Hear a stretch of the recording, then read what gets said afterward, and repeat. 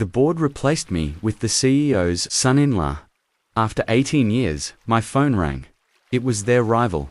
I used to think I was an indispensable part of the executive board until that meeting with no PowerPoint, no agenda, just a strange chair and a smile I'll never forget. My name is Nathan Hale, and for 18 years I was the strategic director at Arlo Solutions, a mid-sized data management technology company. I had given my life to that company, watching it grow from a modest startup to a respectable player in the industry. Every strategy meeting, every product launch, every crisis, I was there guiding the ship through calm and stormy waters alike. That Tuesday morning started like any other. I walked into the building at 7:30 a.m., nodding to the security guard who had been there almost as long as I had. The familiar scent of coffee and the quiet hum of the air conditioning system greeted me as I made my way to my office. My assistant, Margaret, was already at her desk organizing the day's schedule. "Morning, Margaret. Anything urgent I should know about?" I asked, setting my leather briefcase down next to my desk. "Good morning, Mr. Hale. Nothing too pressing, but Mr. Beck wants to see the executive team at 10 o'clock. It wasn't on the calendar." She looked mildly concerned, which immediately put me on alert. Margaret had an uncanny ability to sense when something was off. "Did he say what it's about?" I asked, trying to keep my voice casual.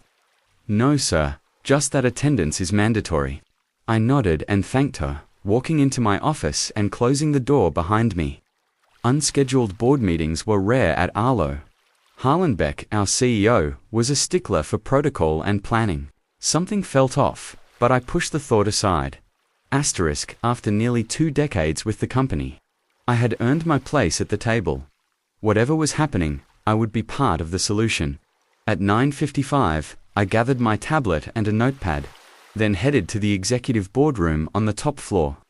The hallway leading to it was lined with photographs documenting Arlo's history, many featuring me alongside Harlan and other key players as we celebrated milestones and achievements.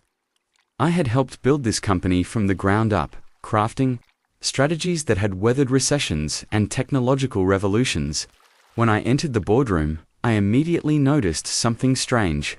My usual seat, second from the right, was occupied by someone I didn't recognize at first glance. A young man, perhaps in his early 30s, impeccably dressed in a navy suit that looked fresh off a designer rack. His hair was perfectly styled, and his smile was practiced, the kind you see in corporate headshot. The other board members were already seated. Harlan at the head of the table, flanked by our CFO and Ku. They all looked up as I entered, and there was an uncomfortable silence. "Nathan, glad you could join us," Harlan said, his tone oddly formal. "Please have a seat." He gestured to an empty chair near the door. "Not my usual place." I hesitated for a moment, then slowly walked to the indicated chair. "I see we have a guest today," I said, glancing at the young man in my seat. Harlan cleared his throat. "Not a guest, Nathan. This is Derek Vaughan. He'll be taking over as strategic director, effective immediately." The words hit me like a physical blow. I looked around the table, searching for some sign that this was a misunderstanding, but found only averted gazes. "I don't understand," I managed to say. "Is there something I've missed? Some performance issue we need to discuss?" Harlan's expression remained impassive. "The board feels it's time for fresh perspectives in our strategic direction. Derek comes to us with impressive credentials and innovative ideas that align with our vision moving forward." I looked at Derek more closely now. The name was familiar. Then it clicked. Derek Vaughan had married Harlan's daughter last summer. I had attended the wedding, given them a generous gift. Now, he was sitting in my chair. "I see," I said quietly. 18 years of loyalty, of late nights and early mornings, of missed family events and postponed vacations, all dismissed in a single sentence. "Derek will be shadowing you for the remainder of the week for transition purposes," Harlan continued. "We'll announce the change company-wide on Friday." I sat through the rest of the meeting in a daze, barely registering the discussions around quarterly projections and market analysis. Derek spoke several times, offering opinions that were met with enthusiastic nods from Heron. His ideas weren't revolutionary. In fact, some of them were strategies I had proposed years ago that had been shelved. When the meeting ended, I stood up slowly, my legs feeling oddly disconnected from my body. The other board members filed out quickly, murmuring awkward goodbyes. Only Derek lingered, approaching me with that same practiced smile. "I'm looking forward to learning from you this week, Nathan," he said, extending his hand. "Harlan speaks very highly of your contributions to Arlo." I looked at his hand, then at his face. There was no malice there, not really, just the confident entitlement of someone who had never had to earn his place. I shook his hand briefly, then walked out without a word, the sound of my shoes echoing on the cold marble floor. The walk back to my office felt like a funeral procession. Employees nodded and smiled as I passed, unaware that they were witnessing the end of an era. I closed my office door behind me and stood there for a long moment, looking at the space I had occupied for nearly 2 decades, the awards on the wall, the photographs of handshakes with clients and partners, the shelf of business books I had collected over the years, all soon to be packed into cardboard boxes. Margaret knocked gently and entered, her face showing that the news had already spread. "Mr. Hale, I don't know what to say." "There's nothing to say, Margaret," I replied, trying to keep my voice steady. "These things happen in business." "It's not right," she said, her voice unexpectedly fierce. "Everyone knows what's really happening here." I appreciated her loyalty, but shook my head. "It's done. I'll finish out the week, hand over what I need to, and that will be that." She nodded reluctantly and left me alone with my thoughts. I sat at my desk, staring at my computer screen without really seeing it. 18 years. I had joined Arlo when it was struggling to find its footing, had helped guide it through the dot crash, the 2008 recession, and countless other challenges. I had recruited and mentored dozens of talented individuals, many of whom had gone on to leadership positions within the company. And now I was being discarded, replaced by the CEO's son-in-law. At 5 o'clock, I packed up my personal items from my desk, a family photo, a favorite pen, a small wooden box my daughter had made for me in high school. The rest could wait until Friday. I didn't want to make a spectacle of my departure. The parking garage was nearly empty when I reached my car. I sat behind the wheel for a long moment, not starting the engine, just staring at the concrete wall. In front of me, what would I tell my wife, my children, my friends who had heard me speak with pride about Arlo for years? My phone rang, startling me from my thoughts. Unknown number. Normally, I might have ignored it, but at that moment, any distraction was welcome. "Nathan Hale, speaking." I answered. "Mr. Hale, Clive Mercer here." I froze. Clive Mercer was the CEO of Citrix Group, Arlo's biggest competitor in the data management space. "Mr. Mercer," I replied cautiously. "This is unexpected." "I imagine it is," he said, his deep voice carrying a hint of amusement. "Almost as unexpected as you being pushed out of Arlo after 18 years of service." News traveled fast in our industry, but this was remarkable even by those standards. "You seem well informed," I said. "I make it my business to be," Mercer replied. "I've been following your work for years, Nathan. Your strategic vision for Arlo has been impressive." "Thank you," I said, unsure where this conversation was heading. "I'd like to meet with you," he continued. "Tomorrow, if possible. I have a proposition that might interest you." I should have declined. Arlo's non-compete agreement was stringent, and even speaking with a direct competitor could be seen as a violation. But at that moment, with the sting of betrayal still fresh, I found myself agreeing. "I can meet tomorrow," I said. "Where and when?" "My office. 10 a.m., I'll have security expecting you." The call ended, and I sat in my car staring at my phone. What had I just agreed to, and why had Clive Mercer, one of the most formidable figures in our industry, reached out to me personally on the very day I'd been effectively fired? I drove home in a daze, barely registering the familiar route. When I pulled into my driveway, I sat there for several minutes, gathering my thoughts before facing my family. How would I explain this sudden change in our lives? My wife, Alina, knew something was wrong the moment I walked through the door. After 18 years of marriage, she could read my expressions better than anyone. "What is it?" she asked, setting down the book she'd been reading. "I've been replaced," I said simply, the words still feeling surreal as I spoke them.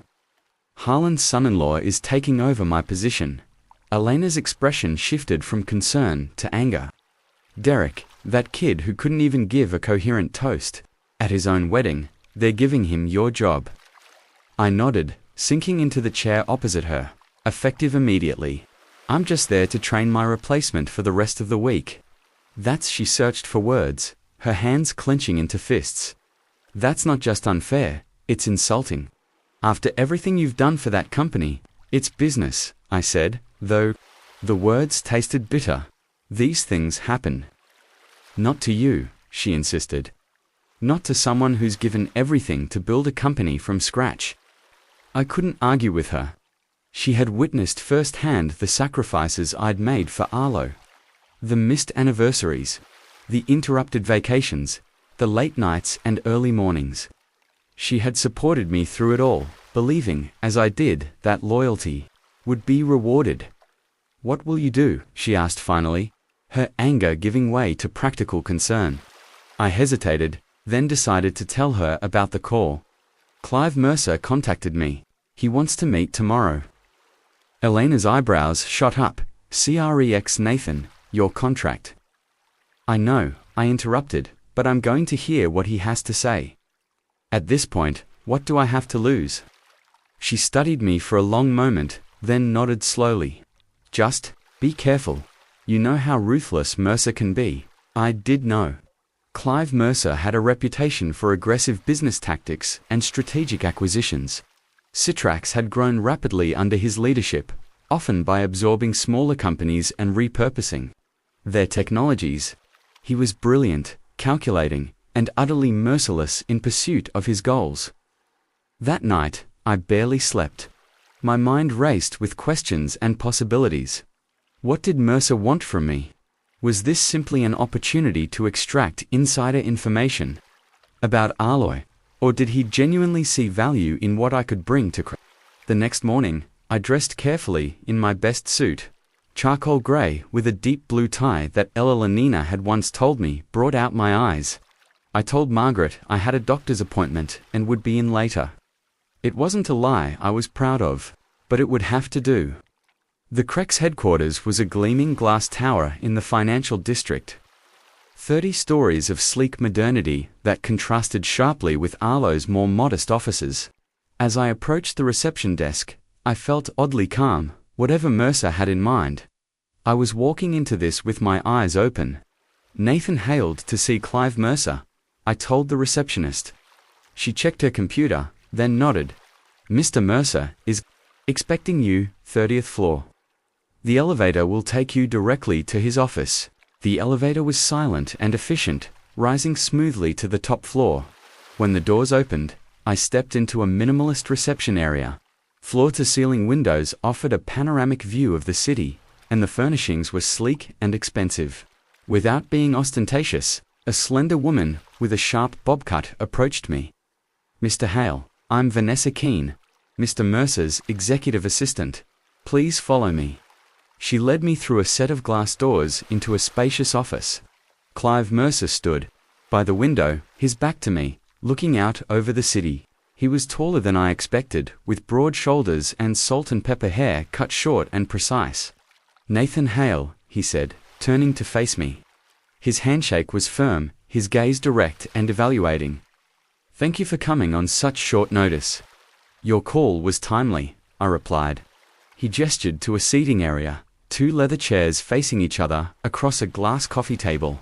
"Please sit. Would you like coffee, water, coffee, black?" I said, taking one of the chairs. Mercer nodded to Vanessa, who disappeared silently to fulfill the request. He sat opposite me, studying me with unnerving intensity. 18 years at Arlo, he said finally. "That's impressive loyalty in our industry." I believed in what we were building, I replied. And now, I met his gaze steadily. Now I'm curious about why the CEO of Syntrax would reach out to me less than 12 hours after I was effectively demoted. Mercer smiled, a genuine expression that transformed his austere features. Direct, I appreciate that. He leaned forward slightly. I've been watching your career for some time, Nathan. Your strategic innovations at Arlo have been noteworthy. Vanessa returned with a tray bearing 2 cups of coffee. She set them down and withdrew without a word. You've built Arlo's reputation on data security and client trust, Mercer continued after taking a sip of his coffee. 2 areas where Citrix has struggled to gain significant market share. I said nothing, waiting for him to reach his point.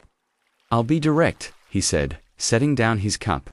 Crex is planning to acquire Arlo Solutions. I couldn't hide my surprise. Acquire Harlan would never sell to you, perhaps not willingly, Mercer agreed, but the board might be persuaded, especially if Arlo's performance begins to falter under new leadership. I frowned. You think Derek Vaughan will run the company into the ground? I think a strategic director with no relevant experience beyond being the CEO's son-in-law is likely to make significant missteps. Mercer replied, missteps that would make Arlo vulnerable to a takeover. I took a sip of my coffee, using the moment to collect my thoughts. And where do I fit into this plan? Mercer reached for a slim folder on the table beside him and handed it to me. I want you to lead the acquisition team as interim CEO. I opened the folder to find a detailed proposal for Syntrax's acquisition of Arlo, complete with financial projections, integration timelines, and organizational charts. My name was there at the top of the post-acquisition structure. Nathan Hale, CEO. Why me? I asked, looking up from the documents. Because you know Arlo better than anyone, Mercer said simply. You understand its strengths, its weaknesses, its people. You can guide the integration process in a way that preserves what works and fixes what doesn't. And after the integration, that depends on you, he replied. Prove your value during the transition, and the position could become permanent. I continued flipping through the documents, my mind racing. The proposal was comprehensive, clearly the result of months of planning and analysis. Then I noticed something, a legal clause buried in the fine print of Arlo's corporate structure. It was a provision I had helped create 5 years earlier when we were considering our own acquisition targets. In the event of a merger or acquisition, key executives retained oversight authority for a 90-day transition period. The clause had been designed to ensure smooth integrations. But now I closed the folder, careful not to let my expression reveal what I'd discovered. This could be my ace in the hole, a way to regain control if I played my cards right. I would need time to consider this, I said. Mercer nodded. Of course, but don't take too long. This opportunity has a limited shelf life. How long have you been planning this? I asked. The acquisition. For about a year, he admitted. Your involvement. Since yesterday, sometimes the most valuable opportunities arise unexpectedly. I stood extending my hand. I'll give you my answer within 48 hours. Mercer shook my hand, his grip firm. I look forward to it. As I rode the elevator down to the lobby, my mind was already formulating a plan.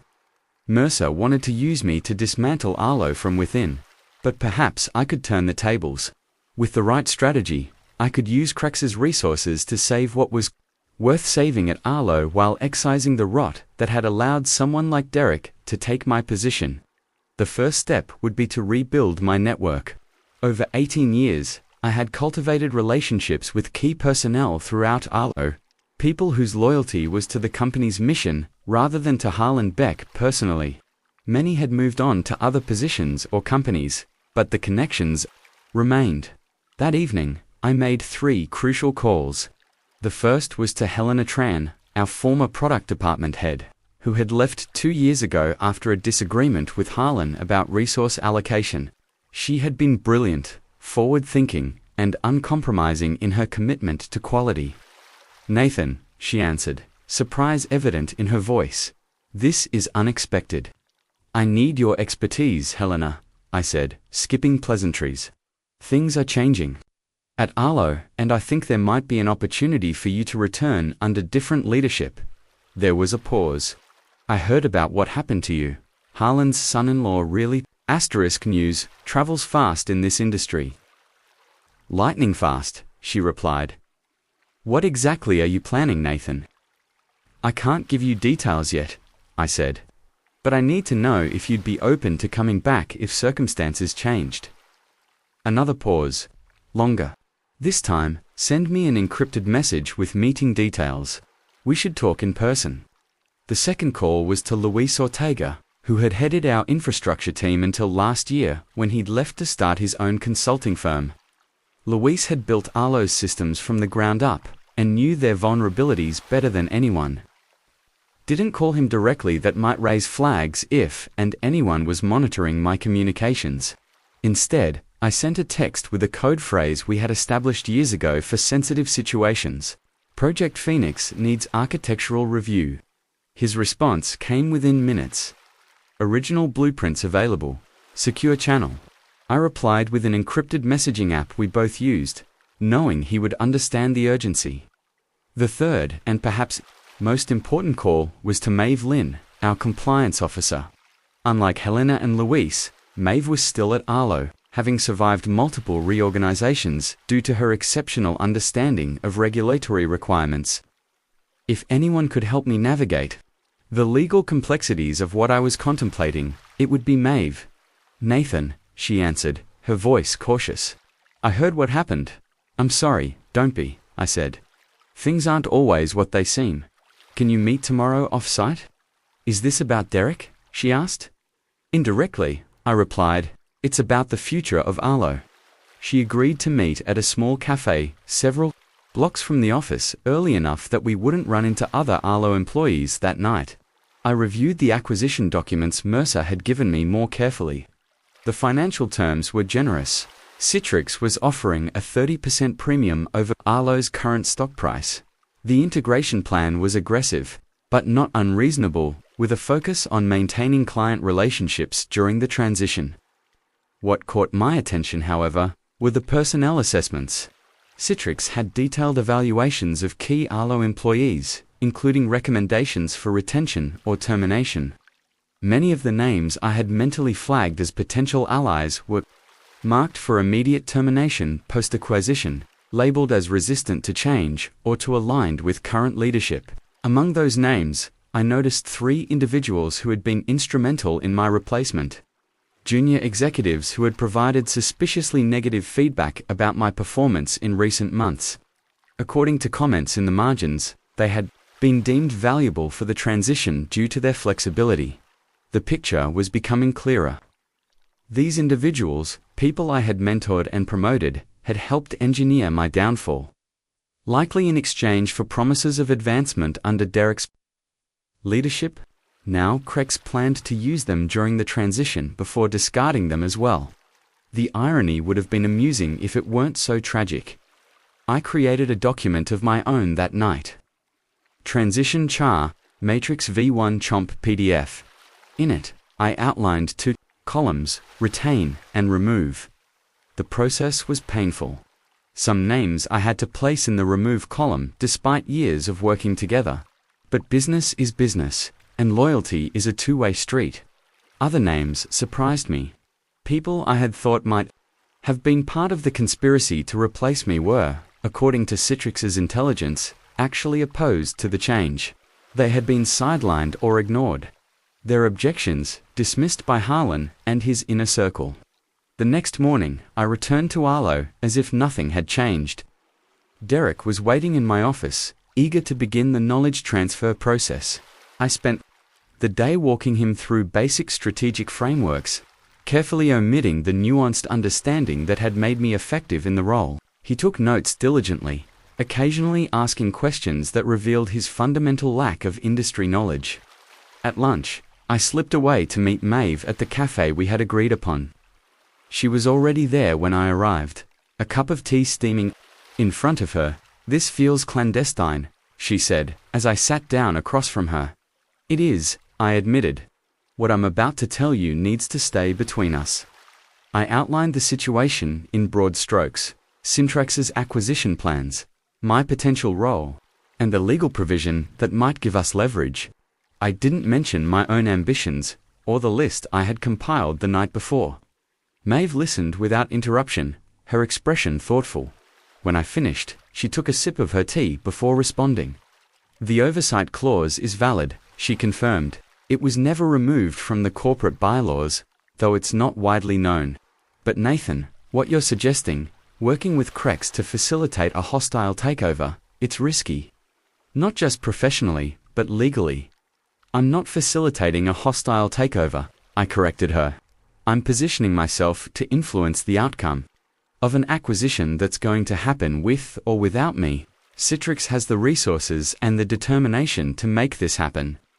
The only question is whether Arlo's core values survive the process. She studied me for a long moment. And you believe you're the person to ensure that? I built those values into the company, I said. Who better? Maeve nodded slowly. What do you need from me for now? Just information. Keep me updated on any unusual legal activity, contract reviews, amendments to existing agreements, anything that might indicate Heron is aware of what's coming. And in return, I met her gaze directly.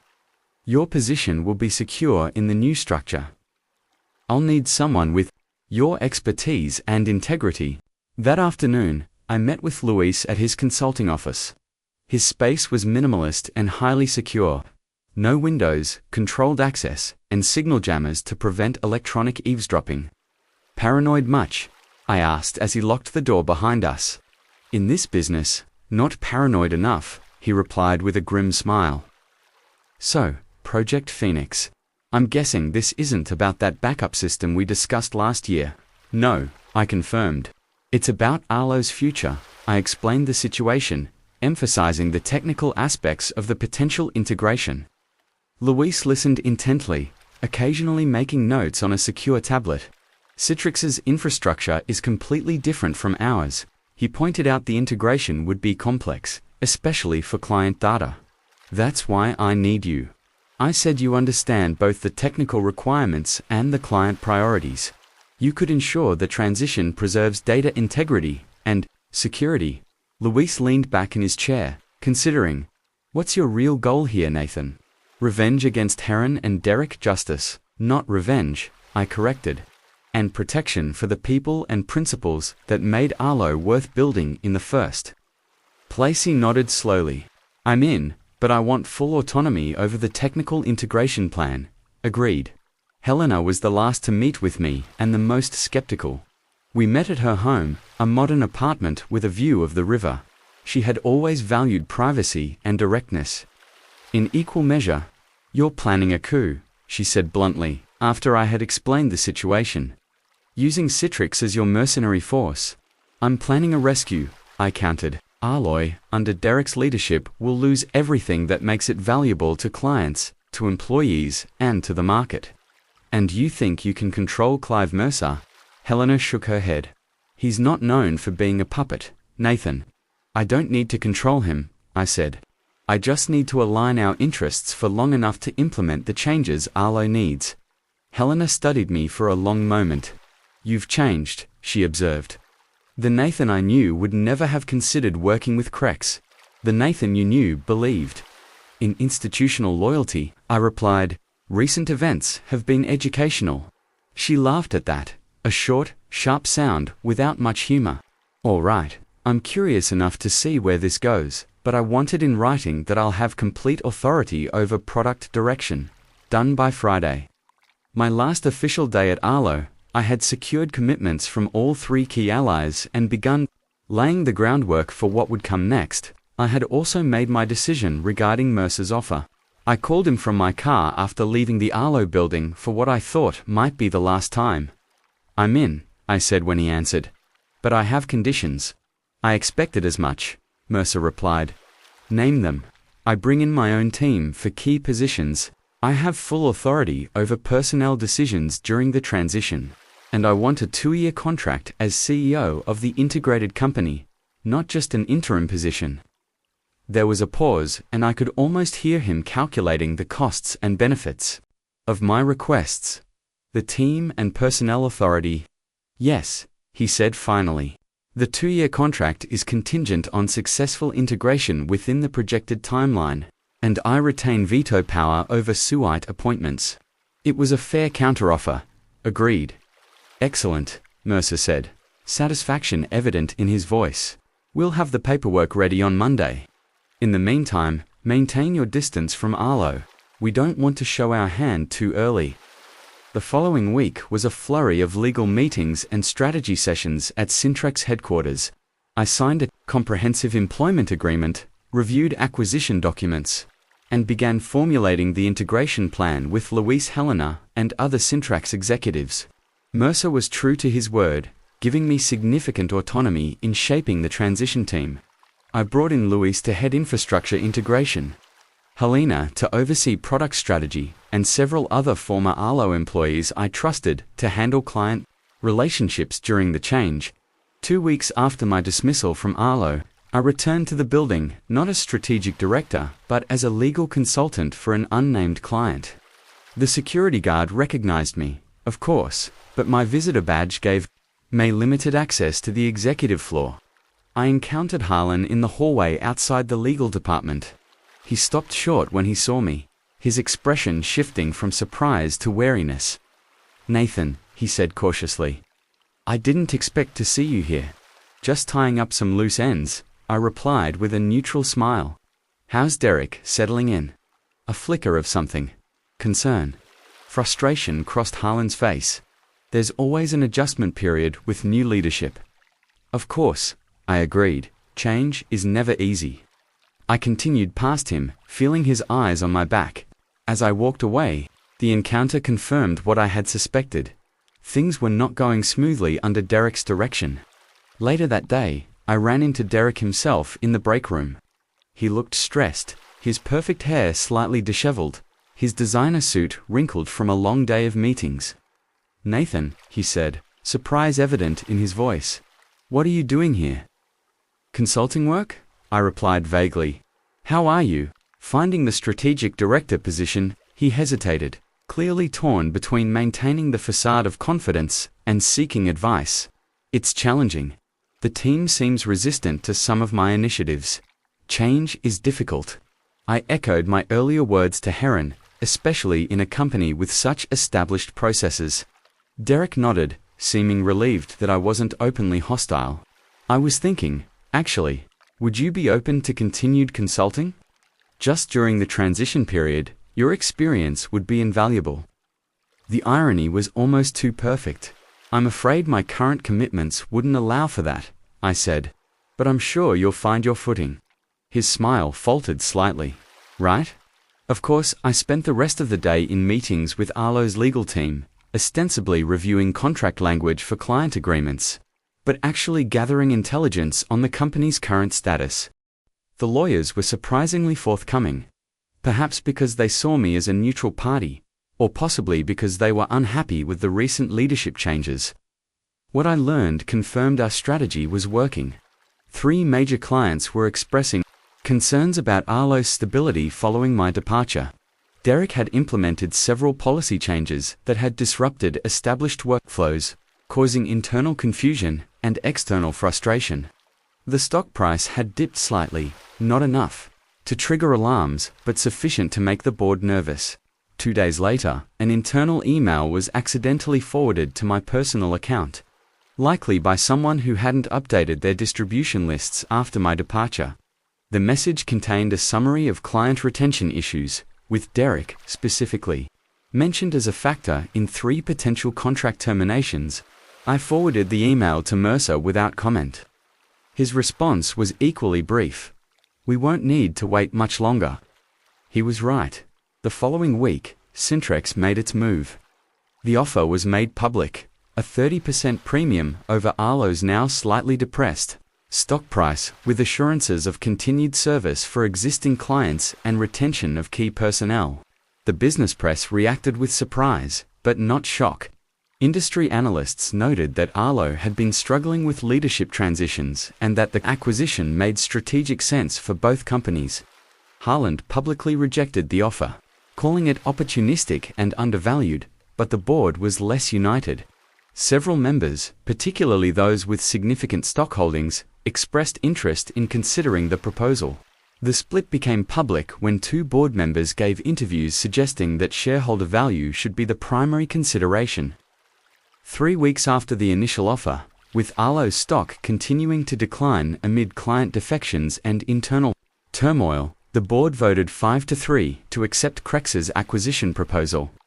Haaland was outvoted, his control of the company he had founded finally slipping away. The announcement came on a Monday morning. By Tuesday, the regulatory filings were complete and the integration planning began in earnest. The initial 30-day NDA period prevented any public announcements about leadership changes, but internally, preparations were already underway. On the 31st day, the official announcement was made. Nathan Hale, former strategic director of Arlo Solutions, would serve as interim CEO of the integrated company, reporting directly to Clive Mercer. I returned to Arlo's offices that morning, this time walking through the front door with full authority. Employees stared as I made my way to what had once been Haaland's office, now temporarily mine. Some looked confused, others relieved, a few openly hostile. Margaret was waiting outside the office, her expression a mix of surprise and satisfaction. "Welcome back, Mr. Hale," she said, as if I'd just returned from vacation. "Thank you, Margaret," I replied. "I'll need a meeting scheduled for tomorrow morning. And please ask the executive team to convene in the boardroom at 2 this afternoon." "Yes, sir," she said, with a small smile that suggested she was enjoying this turn of events. I spent the morning reviewing current projects and personnel files, making notes on immediate priorities. At 2 o'clock, I walked into the boardroom, the same room where just over a month ago, I had been unceremoniously replaced.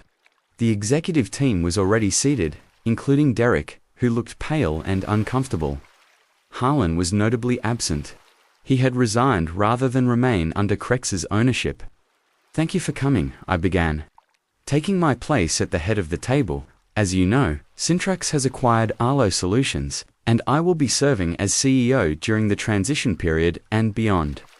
I want to assure you that this integration will be handled with the utmost respect.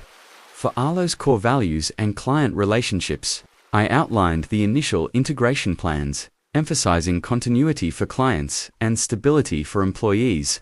Throughout my presentation, I could see the executives exchanging glances, trying to gauge their positions in the new order. When the meeting ended, most filed out quickly, eager to process the dramatic changes. Derek remained behind, approaching me with an air of desperate confidence. "Nathan," he said, extending his hand, "I want you to know that I'm committed to making this transition work. My strategic insights could be valuable during this period of change." I looked at his outstretched hand, remembering how I had stood in his position just weeks ago, but unlike Heron, I had no intention of being needlessly cruel. "Derek," I said, taking an envelope from my briefcase and handing it to him. "This contains the terms of your separation agreement. Syntrax has determined that your position will not be continued in the new organization structure. You'll receive 6 months severance and outplacement services." His hand dropped to his side, his practiced smile faltering. "But I'm strategic director. My insights, my connections were valuable to Heron because of your personal relationship. I finished for him. That relationship no longer has currency here." He stared at me, shock giving way to understanding. "This is about revenge, isn't it? Getting back at me for taking your job?" I shook my head. "No, Derek. This is about building the strongest possible company moving forward. Your qualifications simply don't align with our needs." He took the envelope, his hand trembling slightly. For the first time since I'd met him, there was no smile, practiced or otherwise, on his face. "You won't get away with this," he said, his voice low. "Haaland still has influence. Heel Harlan sold his shares and resigned. I interrupted. His influence ended when he prioritized nepotism over merit. The lesson here isn't about revenge, Derek. It's about building something that lasts based on value, not connections. He left without another word, the envelope clutched in his hand. I felt no satisfaction watching him go, only a quiet certainty that this was necessary for what would come next. The following days were a whirlwind of meetings, reorganizations, and strategic decisions. I brought Helena in as Chief Product Officer, Luis as Chief Technology Officer, and Maeve as Chief Compliance Officer. Together, we began reshaping the integrated company according to the plan we had developed. One by one, I met with the executives and managers who had remained. Some apologized for not speaking up when I was replaced. Others defended their silence. As necessary survival, a few broke down, expressing relief that the toxic environment under Derek was ending. I was fair but firm in these conversations. Those who had maintained their integrity despite pressure were retained and often promoted. Those who had compromised core values for personal gain were given the option to resign with dignity or be terminated. By the end of the first month, the new leadership team was in place. Client retention had stabilized with Luis and Helena personally, reaching out to key accounts to assure them of continued quality and service. The integration of technical systems was proceeding smoothly with minimal disruption to daily operations. Mercer visited regularly, observing the changes with evident satisfaction. During one such visit, as we walked through the now transformed office space, he commented on the speed of the integration. "I expected resistance," he admitted. "But you've managed to retain the valuable elements while excising the problematic ones with surgical precision." "People respond to authentic leadership," I replied. "They want to be part of something meaningful, something built on genuine value rather than connections or politics." Mercer nodded thoughtfully. "And the oversight clause? Did you think I wouldn't notice that little provision in the corporate bylaws?" I glanced at him, unsurprised that he had discovered it. "I assumed you would. It was insurance, not deception." "Insurance against what?" "Against the possibility that this was just about dismantling Arlo rather than building something better," I said honestly. He laughed, a genuine sound that I had rarely heard from him. "You're more calculating than you appear. Nathan, I appreciate that. It's why you're the right person for this role." 3 months after the acquisition, with the integration nearly complete, I called a company-wide meeting. The auditorium was filled with employees from both original companies, now working together as a single entity. I stood at the podium looking out at the faces that represented the future we were building together. "When I joined Arlo 18 years ago," I began, "I believed that true value couldn't be created through shortcuts or connections. I believed that building something meaningful required vision, integrity, and persistence. Recent events have tested that belief, but ultimately reinforced it." I paused, letting my gaze move across the room. True value doesn't disappear just because someone fails to recognize it. From today forward, we lead with vision, not with nepotism. We advance based on merit, not connections. We build for longevity, not quick wins. No one spoke when I finished. Instead, they stood not in the perfunctory way people often do at corporate events, but with genuine respect. In that moment, I knew we had turned the corner from integration to innovation. As I left the auditorium, my phone buzzed with a text. From Mercer, "Welcome home." I smiled, slipping the phone back into my pocket. This wasn't the end of the story. It was barely the beginning. But for the first time in months, it felt like I was exactly where I belonged, leading a company built on the principles I had always believed in. The board had replaced me with the CEO's son-in-law after 18 years. My phone had rung. It was their rival. And now we were building something stronger than either company had been alone. Sometimes, the long road home takes unexpected detours. But with the right map and the right companions, you eventually arrive where you're meant to be. Sometimes, the long road home takes unexpected detours. But with the right map and the right companions, you eventually arrive where you're meant to be.